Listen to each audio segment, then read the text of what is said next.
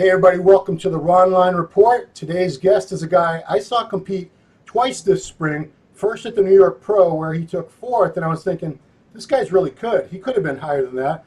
Then a couple weeks later, I was in Toronto, third place, same thing. I said, he actually was good enough to win that show. No disrespect to Zane Watson or Cody Montgomery, but I said, this guy's got a great total package, structure, shape, size, cuts, everything you'd want to see in a bodybuilder, especially a 212 bodybuilder. So joining us today from Montreal, Durrah Mahmoud, 212 Pro. How are you, sir? How's it going, man? Thank you for having me. Oh, you're welcome. Now, I saw on my Facebook when I messaged you, the last time we actually were in contact was 2013, which, you had just won like the light heavies at the Canada, the middleweights or something? Yeah, it was the middleweights. It was it was August 2012, August 18th, 2012. I remember that day very well. And Antoine was the overall winner that year? Yeah, Antoine Vaillant was doing it. Zane Watson was doing it as well. Wow, it's an all-star cast. Yeah. Okay, so let's start at the beginning, as I always like to. So you're from Egypt, which is also where Big Ramy is from. Don't get it twisted, people. Ramy's not from Kuwait, everybody. He's from Egypt. Yeah. I'm from Egypt. I moved to Canada 7 years ago, I believe. Okay. Another great Egyptian I think we should mention, Mohamed Makawi, who was an amazing, would have been a great 212, but this was many, many years before there was a 212, and I think he was like 160 pounds on a good day back then. And he was very light, very aesthetic, small waist, and I think he was one of the first people with striated glutes. Wow. It was, quite the physique he had on him. I mean, Lee Haney used to always talk about, he kicked his ass a few times in Lee Haney's rookie season as a pro. You know, I remember that. Yeah, he's talked about a lot back home. So another great Egyptian today is you, Durrah, but your friends call you Durrah. Just Durrah. That's easier. Yeah. Very easy to remember. So what was your childhood like? What were you interested as a kid? Were you into sports or anything like that at all? I was into music, actually. You can see my drum set, I think. I saw a picture on your Facebook with a drum set. There it is, okay. Over there. So you're still doing it? Yeah, I still play. Okay. So I was into music. I always played the heavy metal, things like that. And I also used to draw a lot. I think that's most bodybuilders' stories. It's a lot of I was a class artist, but let me get back to the drumming, because we've had a couple guys on here. James Hollingshead, I think, was one of them, or was it Luke Sando? One of them was a drummer too. So, who were your influences? Who were your favorite drummers when you were learning the craft? Mike Portnoy from Dream Theater. Okay. I think he still is one of my favorite drummers of all time. Okay. How about like a band I would know? Because Well, I won't say Lars Ulrich because he's kind of a shitty drummer. So. Okay. I always asked Neil Peart, because I was a big Rush fan. I always thought Neil Peart was the greatest. See, Mike Portnoy is influenced by Neil Peart, so yeah. Okay, all right. And so how far did you take either one of those? Did you play in bands or anything? Oh yeah. I played in concerts, and I started taking classes, and I started learning how to play jazz fusion, which is really complicated on the drums. Wow.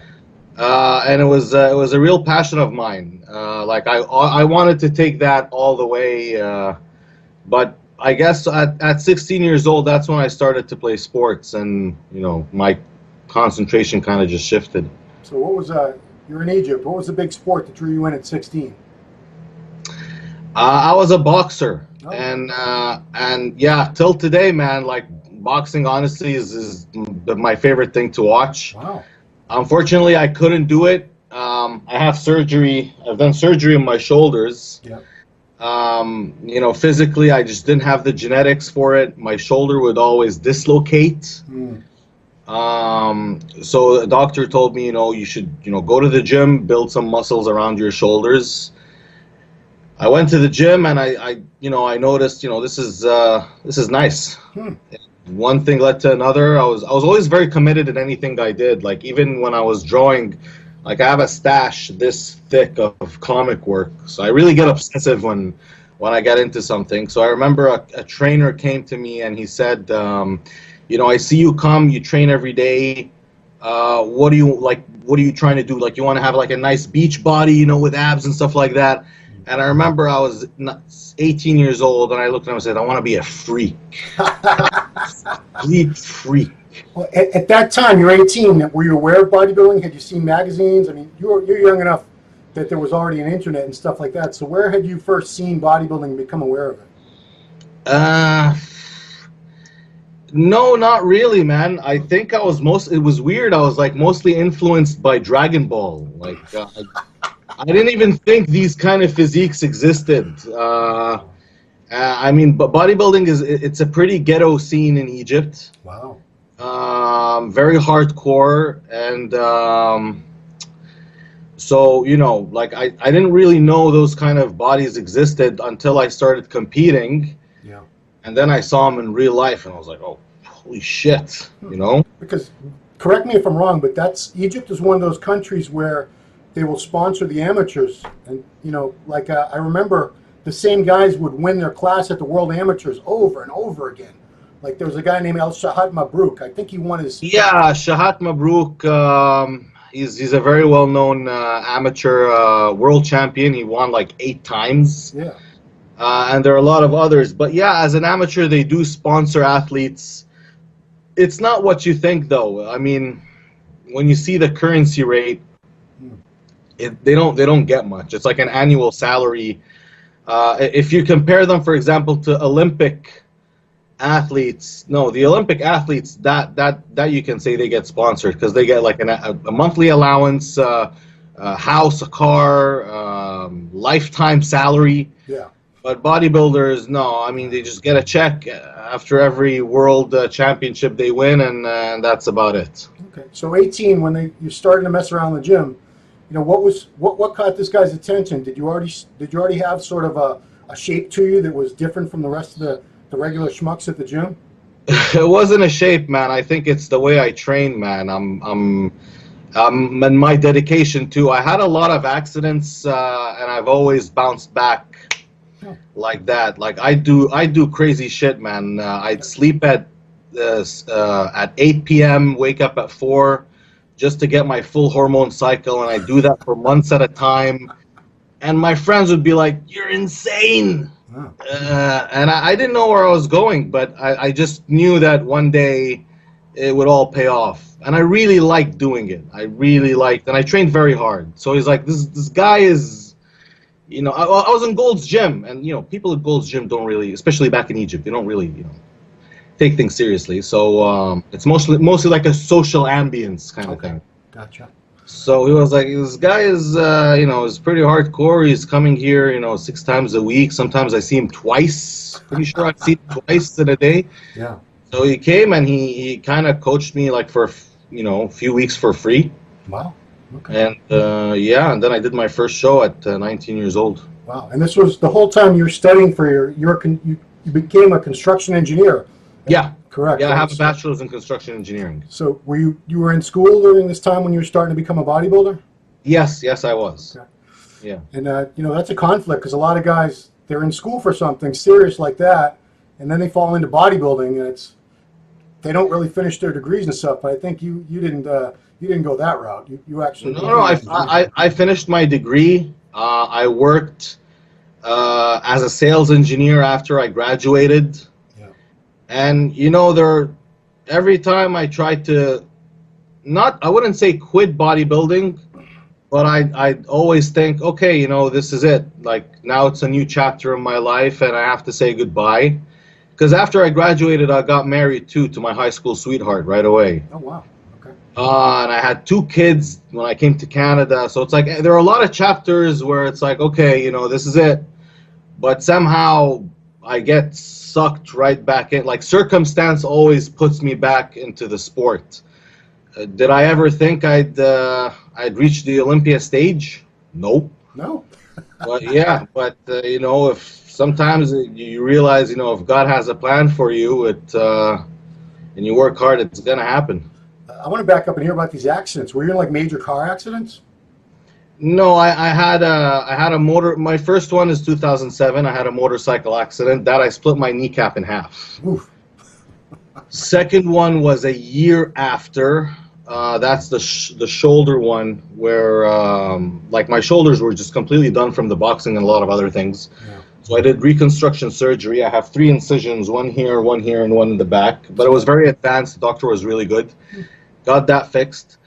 And in 2014 in Canada, I was I think that was about a year or 8 months before I win nationals the second time. I was in a full-blown house fire. Oh my God! Fully torched. I'm not exaggerating.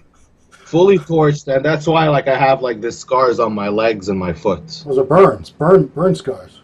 Oh yeah. 2nd and 3rd degree, man. I was completely. I want to hear more about this. What happened?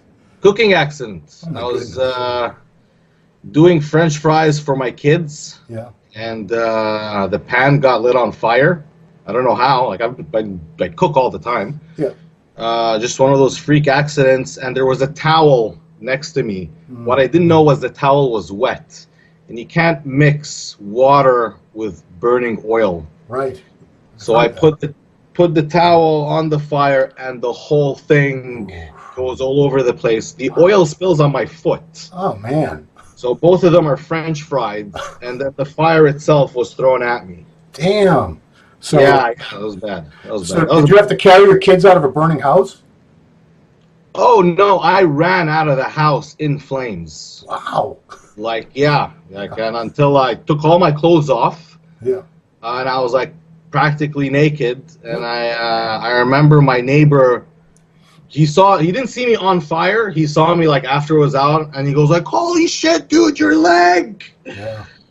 Yeah. Was it 2nd or 3rd degree, or what'd you end up with? Both. It was a mix. I had 1st degrees all over my face and arms and shoulders. Yeah. And the thigh and the foot were 2nd and 3rd. Yikes. So yeah, it was bad. Did you need skin grafts for that? They wanted to, but I didn't want them to mess with my glutes, because then, you know. Because you're a bodybuilder, you can't have. That's my signature. You can mess with my striated glutes. Okay. Yeah, don't come near there. No. Is that what they were going to take the skin from? Was your glutes? Yeah. Okay. Always go in the butt to take the skin grafts from. I'm not sure how that worked. Okay, so let's back up again to your first contest, 19 years old. That's a pivotal moment for all bodybuilders. So what do you remember most about that first contest? Really ghetto. Most ghetto thing I've ever done, ever. Wow. It was an abandoned university, like rubble and just broken brick everywhere. Wow.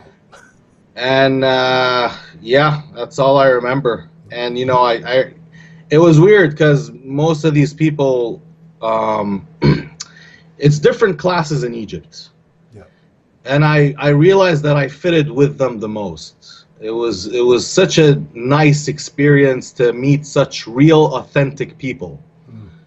And I think that's what drew me more into it. And I did it again. I didn't place the first 2 years. Oh, wow. Yeah, I was like 11th. Yeah, you guys need to understand that. Like, stop trying to win your first contest. It doesn't work that way. Well, I mean, some people can't help but win their first contest. They're just so genetically blessed. Genetically gifted, exactly. Yeah. So you were not? No, I wasn't. I was a normal guy, man. And second year, I think I placed 9th under 65 kilograms. Yeah. Year after that, 70 kilograms, I placed 4th. Year after that, 75 kilograms, and that's when I placed 1st in the university and collegiate nationals. And I did that naturally, by the way. Yeah. No, I saw your early pictures. It was clear you were natural back then. So you didn't. I mean, it's also encouraging. I encourage people to look at your Facebook. I don't think you have the earliest pictures on there, but you have pictures from like 2010, 2011 when you were smaller. It's clear that you're not someone who just blew up like instantly, like some of these people I know. It's been a process. It seems like you. Yeah, I take my time, but I work really hard. Like every single workout in my life has been just balls out, every single one. So at what point did either you or someone you knew see the potential, say, you know what, you're going to be really, really good? Never? Honestly, no one, man. Really? Yeah. I mean, you won so many national titles and some international titles. It's my current coach, Sam Zabib. Okay. After 2012, when I asked him to coach me, he doesn't take clients. That's the thing about him. Honestly, he's one of the best coaches in the world, man. Yeah. And the problem is he doesn't take a lot of clients. And I asked him to coach me, and he said okay. And it was just win after win after win. And tell me about this guy, because I've never heard of him. Where is he from? He's from Montreal, man, and he's actually good friends with Chris Aceto, like really good friends. Okay. And he's been in the game for so long, and he knows everyone. Everyone knows him. It's just that he's not really into the whole social media bullshit kind of thing. You know, he's very down low key, and I would say that he saw the potential. Because he didn't ask. I remember he didn't ask. I didn't have money at the time. I didn't have much money at the time, and he didn't ask. He said, "Just give me whatever you have," you know. And so I'd say he saw the potential, and he always pushed me year after year after year. I think he saw something that I never did. Yeah. At what point did you decide, I'm all done with Egypt, I need to get out of here? And what made you decide on Montreal, Quebec, of all places? It's well, I think we wanted to raise my kids in a better environment. So yeah, it was a long process. It's not easy. People on social media think like Canada's like yeah, just come here. Everything's it doesn't work that way. It's extremely difficult. Really? Yeah, that's why Hadi Chopin didn't get a visa to Canada. So right. Yeah, that should say something, you know. Well, I figured they don't have Trump for president. It can't be that bad. Oh, it's all the same. It really, it's all the same. Okay. Yeah. So, how long did it take you to finally get over there?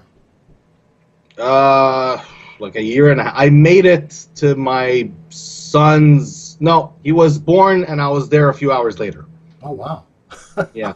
So they went first, and then the mail obviously takes a longer. Yeah.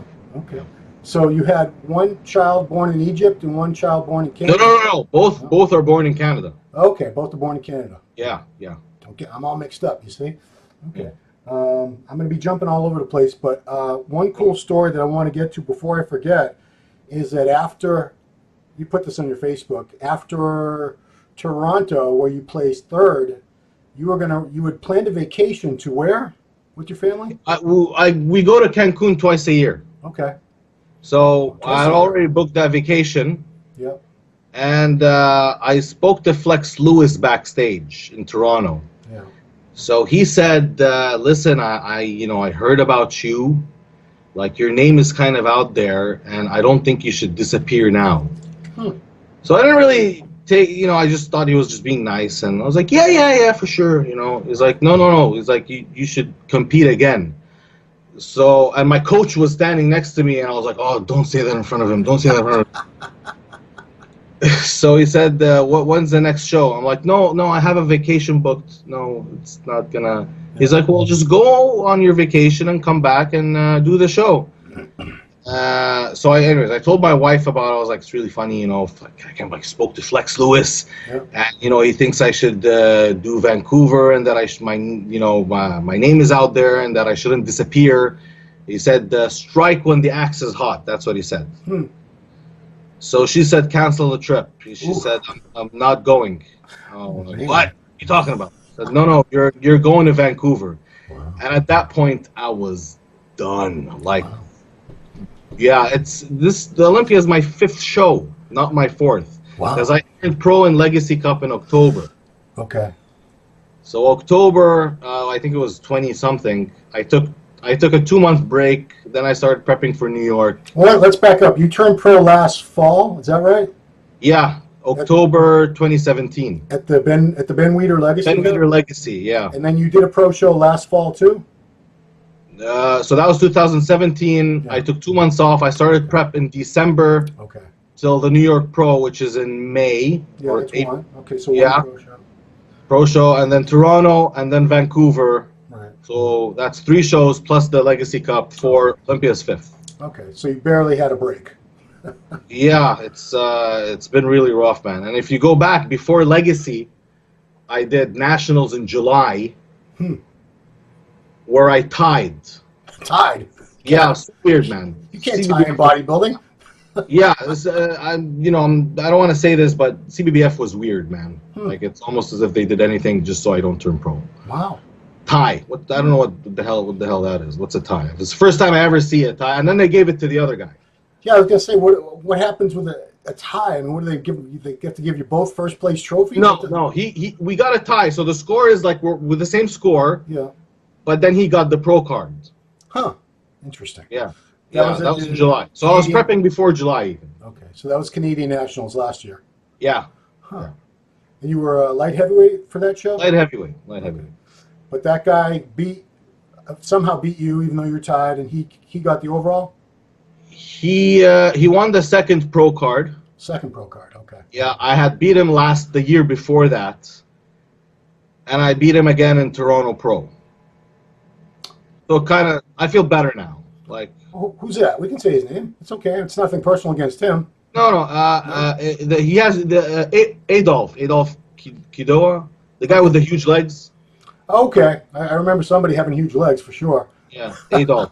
Okay, all right. So, all right, that's the past. But how much time was there in between? How many weeks were between Toronto and Vancouver? 4, I believe. 4 weeks. So. That idea about you going to Cancun and coming back and still doing the show would have been pretty ridiculous, right?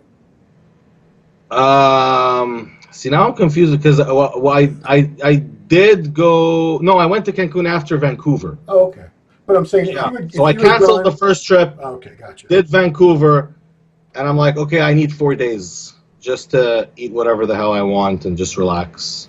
Okay, so and I spent most of it in the hotel room, anyways, because I just kept eating and going to the bathroom back and forth. Man, it's just a vicious cycle of self-abuse. Well, it does. I assume it was an all-inclusive resort anyway, yes. Right? Yeah. What else is there to do? You just eat and lay out by the pool anyway. That's it. That's nothing else to do. Either you're in your hotel room or you're outside. It doesn't really matter. So Vancouver Pro, that was your first pro win. This is your rookie year, so it's always excellent to get a win in it as a rookie. What was it like? Was that a tough win for you? I don't recall the lineup offhand. I think in Vancouver I knew. I knew I was gonna win because I was getting closer every time. Yeah. And every show, man, Sam manages to bring me in better. Yeah. Instead of getting burnt out. Right. It's a harsher process because we always have to push more cardio, stricter diet. And obviously he knows my mindset. He knows I will go hard at the gym. I'll complain a lot. I'll complain and I say I can't do this anymore. I'm done. Yeah. I'd say weird things like I don't want to bodybuild anymore. That's it. Last show. And he'd be like, yeah, okay, all right. So it was nice working with you. I'm like, yeah, that's it, bye. And then I text him 2 hours later. I'm like, should I eat 200 grams today or 100? So what was that? Obviously, when you won, you knew you were going to Olympia. So immediately, you must have been on another level of unreality. Because I'm sure you've been following Flex Lewis and Jose and all these guys for years, and now a few months. Well, actually, now as we speak, it's only 3.5 weeks, right? Yeah. But I mean, what was it like at that moment to know I'm going to be on the Olympia stage in a couple months? It's weird, man. Like at this point, I'm so tired and drained that it's another show for me. That's just a little more difficult. A lot more difficult. Yeah. I'm not into the. It's almost as if when you go on Instagram, it's like the stage is set already for who's gonna place second and third. That's all Mickey Mouse shit. I don't like to get involved in that at all. Yeah. For me, it's another show. It's a lot more difficult. I put in the work. I'm not. I love the sport. I love it so much. I'm not intimidated. I know it's my first time. I'm not intimidated by the occasion. Yeah. and I'm just looking forward to, show everybody the improvements that I can make in 4 weeks or 6 weeks between shows. Wow. I'm excited. Yeah, I'm excited. So you've got a lot going on yourself. You yourself, first of all, you own your own supplement company. Yeah. Durrah Nutrition. Yeah, that's right. When did you start that, and what's that all about?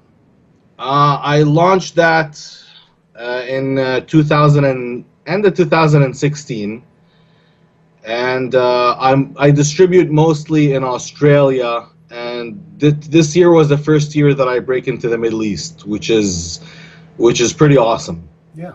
I don't really compete much, or even try to compete much in the States. Yeah. So I focus all my energy on trying to get my supplements back where I'm popular back home. Yeah, I mean, the U.S. market is so saturated. It's so saturated. I mean, even my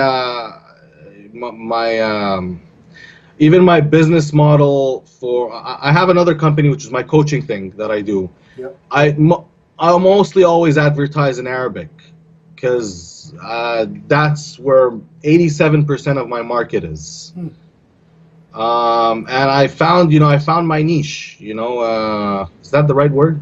Yeah. So I mean, what Middle Eastern or North African countries do you do the most business in? My demographics, number one is Egypt, Saudi Arabia, Morocco, I think Algeria, and then United Arab Emirates. Okay. Yeah, and so I focus all my energy there. It works. I'm even doing my first ebook in January. I'm releasing it in January. It's going to also be in Arabic. Oh, okay. It's not a saturated market. I think if anything, I'm probably the only guy pro with a YouTube channel over there. All my videos are in Arabic. They're subtitled though, so people can still go and watch them. What's your YouTube channel so people can go check that out? Durrah IFBB Pro. Durrah, Durrah IFBB Pro. Yeah, I have like 300,000 subscribers now. That's pretty badass. That's a good amount. Yeah, they're increasing at a rate of 31,000 a month. Wow, that is, dude, you're doing good great. Content. I really put good content out. Like even my my vlogs for all shows that I did, I documented them all professionally. I have a partner with me who really knows how to do his filmography or videography. Yeah. And we put good stuff for people to watch, and it's not just bodybuilding. It's not just backstage contests, working out.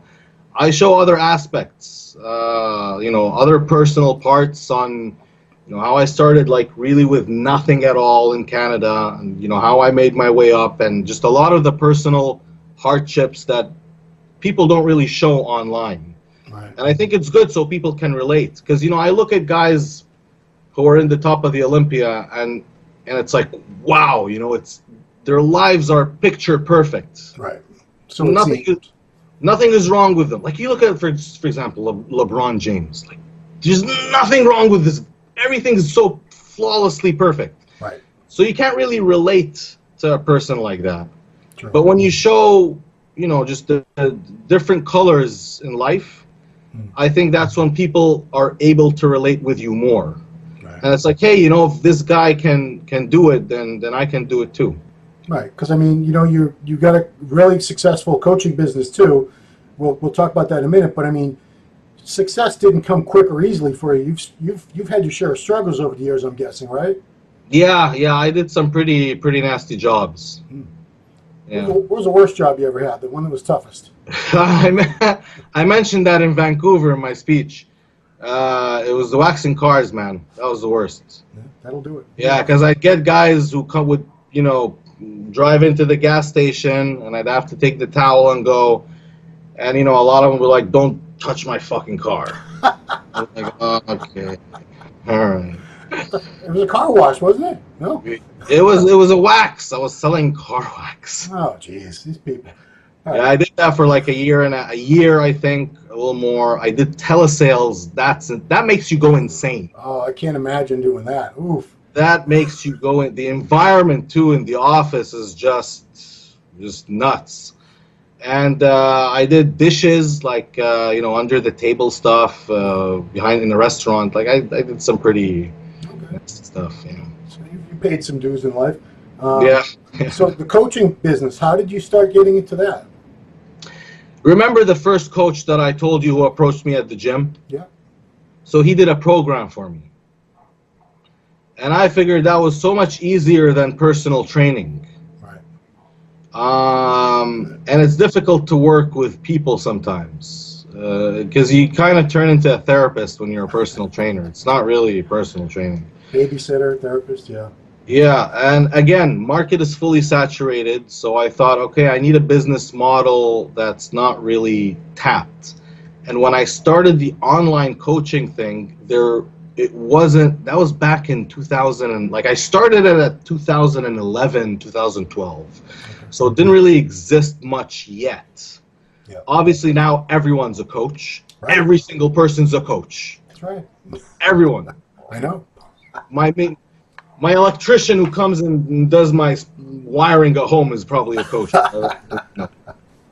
But it worked, man.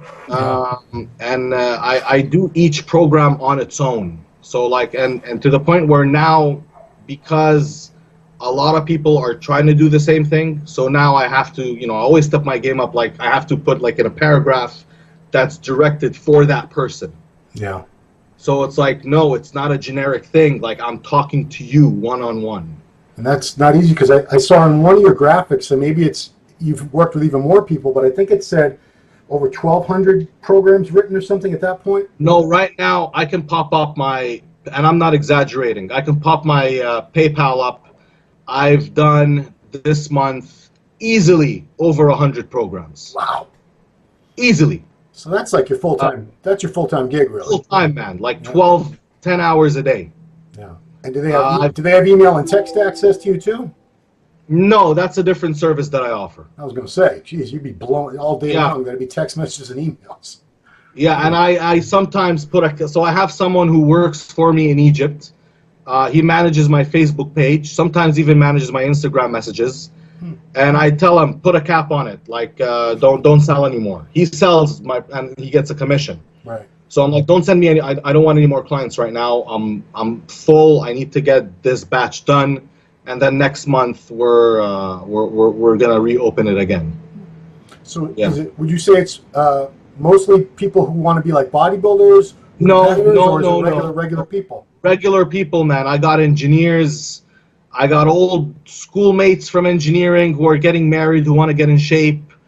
Women who are trying to lose excess pregnancy weight. Just 80% are just average people.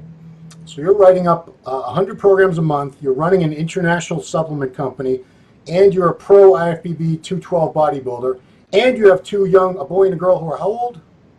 They're 6 and 7. And it seems from your social media, you're a pretty active dad. You're doing quite a bit with these kids. Yeah, I try my best. I do the best that I can. So I don't get enough sleep. That's the problem. That was my next question. How much sleep are you getting on that kind of schedule? I slept. So remember, I texted you, and I said good morning. I wasn't asleep. I was still up. Oh God. That was, I think, 4 o'clock in the morning. So I usually sleep at 5. Yeah. I wake up at 10. I do my first workout at home. I have a small gym here, and I have a Stairmaster. I don't know if you can see it. You can see it. Yeah, I can see it. I do that. I have meal 1, and it takes me an hour and a half to digest. I work, and then I nap for another 2 hours. Okay. So I get about a total of 7 hours a day, 6 hours a day. That's not horrible. No, it works. Yeah, I mean, you can't be a top level pro on anything. I don't think anything less than 6 hours of sleep a day, unless you're some whack. I have known some weird examples like Ronnie Coleman. I think he got by on 4 hours of sleep a night. But he's not a human. He's from Planet Coleman, Planet Ronnie. I don't know where that is. Somewhere in the Freakazoid galaxy. I do the best I can. At the end of the day, I'm a working class guy. I got bills to pay. I'm a dad. My priority is my family. So I have, I even tell that, like, my coach would be like, can you please just stop taking programs or just stop working the last 3 weeks? Yeah. And I can't do that. It's because I have bills to pay, kids, my son's jiu-jitsu, just normal life stuff, you know? Right. And yeah, so that I think that's my priority, and I still, you know, work very hard at the gym, only because I love doing it. Because if you don't have, if you don't love it, then, you know, when things get a little hard, you're gonna be like, you know, fuck this shit. I don't want to do it. Well, I mean, especially where you're at the point now where you've been, with only a small break, you've been prepping. Jeez, I mean, if you go back, you probably started the prep for your October shows, like what, July of last year? June? No, it would be January, because remember there was Nationals 4 months before, so January 2017. So it's been almost 2 years in prep. Wow. I need that year off. If I can get that year off. Yeah. And I told you I don't play that Instagram game and compare, but if I get that year off, I know I will come up next year like everyone would be like, what the hell is that? Oh, you like, got the Olympia is mid-September, and you're shutting it down after that, right? It depends. So if I place, and again, I don't want to say it's pretty far-fetched online, and I don't want to say it's possible. Yeah, I mean, I don't look down on people who say they want to place high, because why would you put yourself through all this training and dieting, and you do this to place well. You're not doing it with the expectation of being 15th. So, yeah, of course. So yeah. if I place top 5 and if I qualify for next year's Olympia, then I take a year off. Okay. If I don't, then I'd obviously have to do another show, and try and qualify again. But you know, I could use that year off, man. Well, even if you have to qualify again, you could still pick a show later in the season, so you still get that off season finally that you've been missing out on. Yeah, I usually leave these things for Sam. He knows best. You know, I loved New York. Oh man, honestly, that was my best experience ever. Wow. Best experience ever. That city is magical, man. Was it the crowd? I mean, a lot of people have said that. What did you like the most about that show? Oof, you know, I did my posing routine, the Whitney Houston one. Yeah. And the way the crowd reacted, I went backstage and I was like a 5-year-old boy crying, man. Wow. It was such a touching experience. I loved the crowd, the ambience of New York itself. Yeah. You know, because I'm from Cairo, so just Cairo is like an ugly version of New York. Well, come on now. Cairo, you got the pyramids, you got all that cool stuff. Yeah, but I mean, like, Luxor. New York is like a polished version of Cairo, so it's like I feel home, but, you know, oh, look at all these improvements made. Well, I want to ask, I mean, the New York Pro is in Westchester now, so did you take some time and go down to the city? Yeah, I went to Manhattan. Yeah. Okay. I was say Westchester's not that impressive. Manhattan is another story, so I want to make sure. No, I went to Manhattan, went to a few stores and ate there, and it was nice. The New York pizza, was it all that for you? I didn't have that. Oh, okay. Yeah. I don't find it. Now I feel bad. Like. No, I mean, I don't think it's, no offense to New Yorkers, but I don't think their pizza's any better. The slices are just enormous, though. Like one slice of pizza it's almost the size of a large pizza you'll get anywhere else. So they got that going for it. Everything would taste good now for me. Well, after a contest, I think saltines would taste delightful. Oh man, it's the pistachios. Me and my boy, that's our biggest fights ever. Over pistachios, because he thinks I'm allergic to pistachios, because every time I eat pistachios, I hold a lot of water. Like, abnormally hold a lot of water. Yeah. And he'd see me, and he'd say, "You ate pistachios." And I'm like, "No." He said, please tell me so I can do my job. I'm like, fine, I just ate a handful of pistachios, and it's the biggest fight ever. Wow. I told him I'd buy him a T-shirt with a little pistachio on it for the Olympia. Only pistachios make you hold water, not like peanuts or almonds or anything else? He's convinced that I'm allergic to all nuts. Oh, okay. Maybe you are. Who knows? I saw a picture of you holding a Shih Tzu. Do you still have that Shih Tzu? Oh, which one? this is the black and white picture, because that was a Shih Tzu that looks exactly like my Shih Tzu. No, that was Mindy. She passed away, and now I have now I have Mr. Moguls and Misha. How old was Mindy when she passed? Not old. 2 years old. Oh my goodness, jeez. Yeah. Oh, because those things can live to like 20. Because I got one. Yeah. No, it was an accident happened outside my house. Yeah. Yeah, mine will be 16 in October. She's gonna keep kicking forever and ever. So. I hope so, man. Like I love my dogs to death. They're family to me. Yeah. They really are family. Let's get some reader questions if that's okay for you. There's only a few. Okay. So Bete Ona, I think he's in Spain. It's either Spain or Argentina. He wants to know, what is your competition weight? Like on stage or when I weigh in? Well, let's get both. Okay, so when I weigh in, I usually fill my pockets with stuff, and No, you don't. I'm like 201. In Vancouver, I was 201. In weigh-ins, on stage, I was 192, 193. Okay. So 212 is not a problem for you getting to the weight? No. So a year off would really do wonders I for you. will come looking like a freak if I took that year off. So you're on stage at 192. That gives you another 20 pounds you could Yes. gain and still be in the class. Yeah. So with that shape and structure and everything that you have, can you imagine 20 pounds? I can imagine. I can, Ron. That's why I'm telling you, if I get that year off. Durrah, how tall are you? I'm almost 5'7". Okay, so you're like a giant in the 212 division. Nah, I guess so. Yeah, I'm just a few guys around there. few guys, yeah. But yeah, wow, 20 pounds on you. Wow. Okay. Have you thought about moving to the open, he wants to know. No, I'd never do that. Okay. I don't think he realized how much weight you still had to grow into as a 212. Yeah, I wouldn't. I'm very surprised. I would maybe, if I reach the limit of the 212, I would maybe do a Hadi Chopin where I just switch a little. But I don't think I'm there. I don't think I'm there yet. So, am I correct in assuming mass has never really come easily for you? You don't gain weight, muscular body weight that easily then? I started at 115. Okay. That's Yeah. pretty small. So, But do you stay lean naturally or no?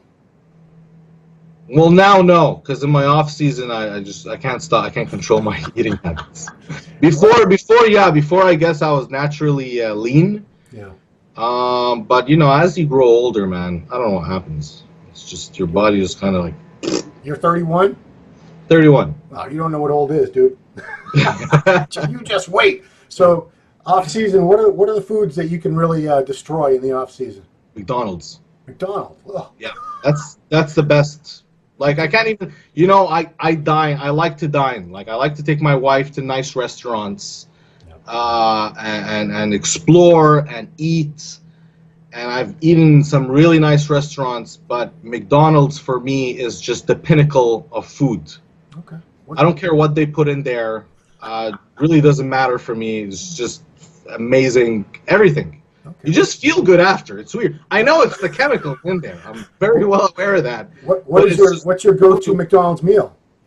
Anything. A Big Mac, the Angus combo, supersize the fries, and a wrap, the Eclair wrap, crispy chicken, and a McFlurry. That's heaven for me. I would take that over anything right now. Wow. Anything in the world. Anything. And how often are you doing that in the off season? How often would you go to McDonald's? Well, in the last year, I've cut down a lot. This off season I think will be different because I'm a professional now. Okay. Yeah. So it's not like before. Like I told you, I never thought I'd get to the Olympia stage. I mean, I thought maybe like when I'm 35 or something. So it was never, I never when I ate or when my off season, I didn't really think long term. Yeah. But now things are obviously different. So, maybe once every couple of weeks, I guess. Okay. That's not that bad. I thought you were doing it like every day or every other day or something. No. His last question, Betty, was, what are you doing to improve your biceps and quads? And I really studied your pictures, and I said, yeah, those are, if I had to say anything that could be better, I'd probably give you a little bit more biceps, a little more quads. Biceps, that's why I did my little home gym. You got a preacher curl over there? Oh, yeah, you do have a preacher curl there. Yeah, so I do those every other day. Yeah. And it works. And for my quads, I do legs every 4th day, regardless of where it lands. So if it's, let's say, if it's supposed to be my off day, but it's the 4th day to do legs, then I do legs and then take a day off.